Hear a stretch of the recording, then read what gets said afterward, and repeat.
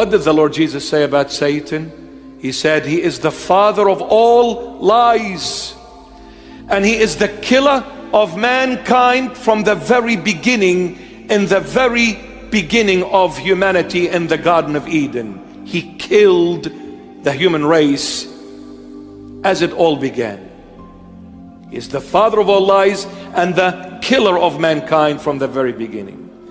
And when you see people lying to one another, killing one another, realize these are the fruits of Satan, no one else.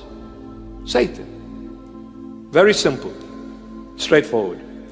So the river Euphrates was dried up. Iraq got striked.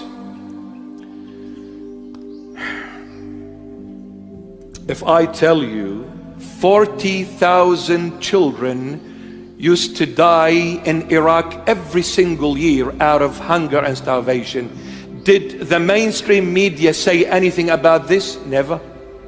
40,000 children, Iraqis, were dying for the sake of what? Someone lied to the world in order to control. They didn't realize they were setting the stage for World War III. Because World War III will 100% commence in the Middle East. And it will engulf the entire globe. But it will start in the Middle East.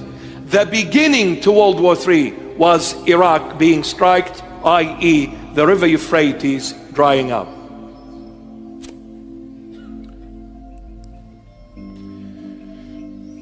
Am I too much? Are you sure? So if you're thinking of getting married, do it quickly. Just kidding, relax. I'll be your celebrant any time of the day. Very good. When the river Euphrates dried up, what happened? Look at verse 12. So that the way of the kings from the east might be prepared. So that the way of the kings from the east. When you go to the Aramaic text, from the east of the sun, S-U-N. It's not mentioned in the New King James Version. The word S-U-N, it's not mentioned. It says here, so that the way of the kings of the what? From the east might be prepared. It should say from the east of the sun, S-U-N. That's in the Aramaic text. One of the oldest manuscripts ever to exist. From the east might be prepared. Now, why is it from the east of the sun? Because if you say the kings to prepare the way for the kings to come from the east, that means those kings are going to come from the east, and it could be the Middle East. No, it is the east of the sun, S-U-N. Why? And who are these kings coming? When the Euphrates River dries up, it's going to make the way. It will lay the way for the kings from the east of the sun to come. Last time, if you recall, if you remember, when we spoke about the sun, S-U-N, we said the sun represents knowledge and glory. Remember? It represents knowledge and glory. And it talks about technology. Technology comes from knowledge. And the more knowledgeable you become, the more glorified you become. When they look at someone so educated, everybody praises that person. Look at this professor. Look at this doctor. This person has PhD. This person is a theologian. This person is a professor in whatever field they are. What are they receiving from people? Glory. People come, sometimes pay money to listen to their wisdom. So knowledge brings glory. These kings, the way will be prepared for them once the river Euphrates is dried up, and they will come from the east of the sun. Now, who are the kings in the east, from the east of the sun?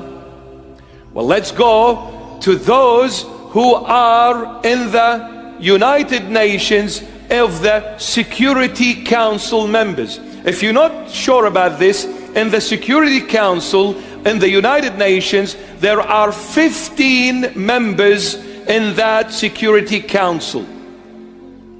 committee, whatever. There's 15 countries. When they want to decide on something, they need a minimum of 9 votes out of 15 to call it a decision being reached. However, there are 5 permanent members in the Security Council of the UN.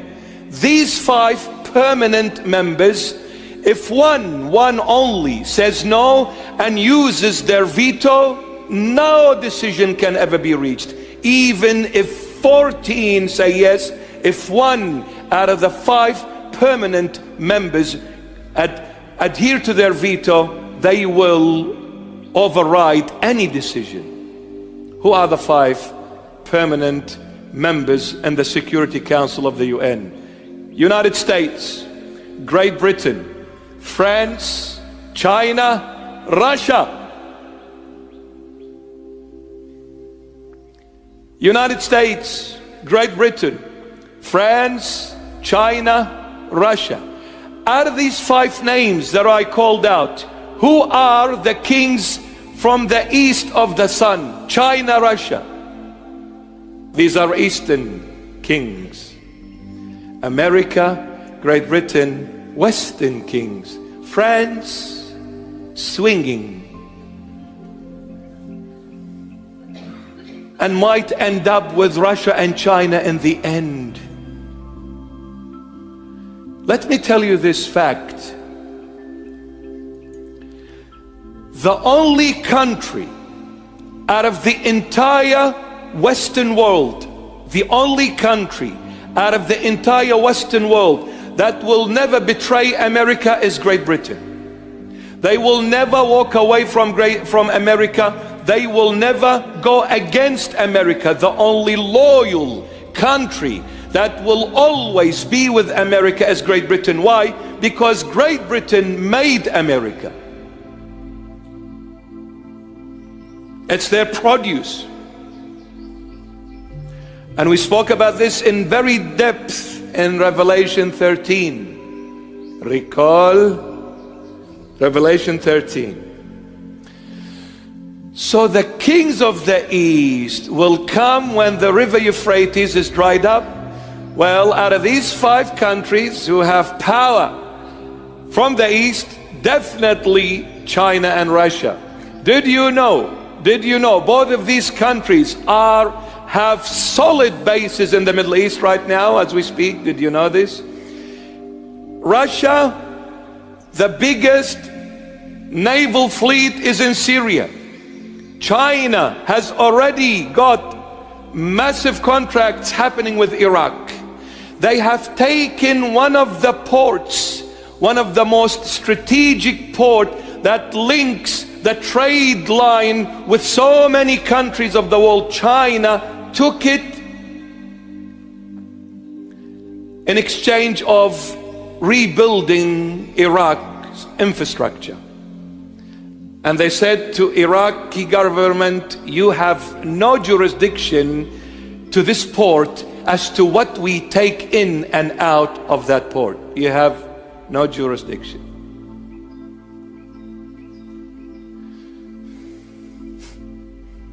Poor Iraqi people, poor Syrian people, poor Lebanese people. Some sick in the head are doing what they're doing and killing civilians, innocent children, for their own personal endeavors, evil agendas. To be superpowers in control. In control of what? Your grave? Sick. It's a sick world. Absolutely sick world. I'll stop for a moment. Is it getting hot? It has to, because it's my presence. Come on, man. A little bit hot? A little bit hot. Maybe we turn the temperature. Not too cold, Father, please.